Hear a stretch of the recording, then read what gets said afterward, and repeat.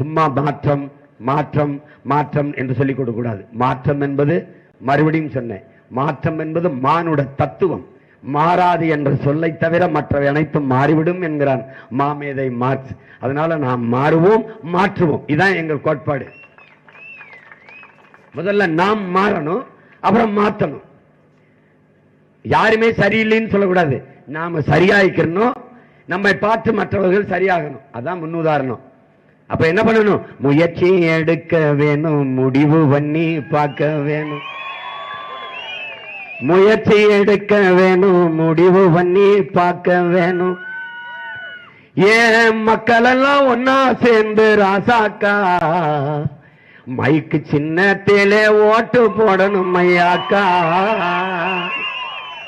மாற்றம் வரணும் பாரு, மாற்றம் வரணும் பாரு, மாற்றம் வரணும் பாரு, மாற்றம் வரணும் பாரு.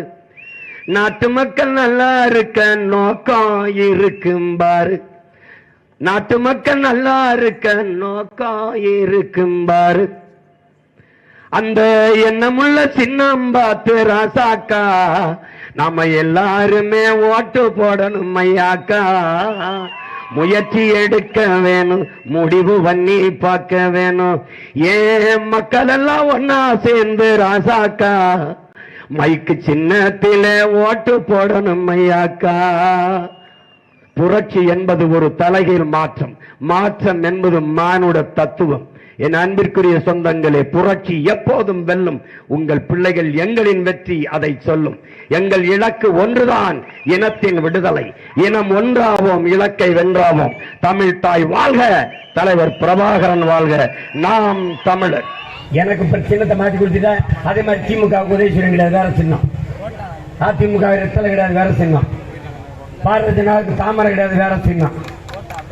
தேர்தல் முடிஞ்சவன போடுவார் வழக்கு போட்டீங்களாம்.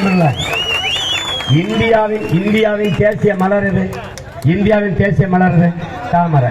தாமரை தெரியாதவன் இல்ல, பாடத்துல படிக்க வச்சிருக்க. தேசிய மலரை ஒரு அரசியல் கட்சிக்கு, ஒரு பொலிட்டிக்கல் பார்ட்டிக்கு எப்படி சிம்பலா கொடுத்தேன்? எப்படி கொடுத்த? தேசிய மலரை நீ அவர் கொடுத்துட்ட, எடு. இல்ல தேசிய விலங்கை எனக்கு சின்னமா கொடு. அதான் இருக்கு. அப்படியே டைரக்டா கனெக்ட் ஆயிட்டா. எனக்கு சின்னமும் புலி, என் எண்ணமும் புலி.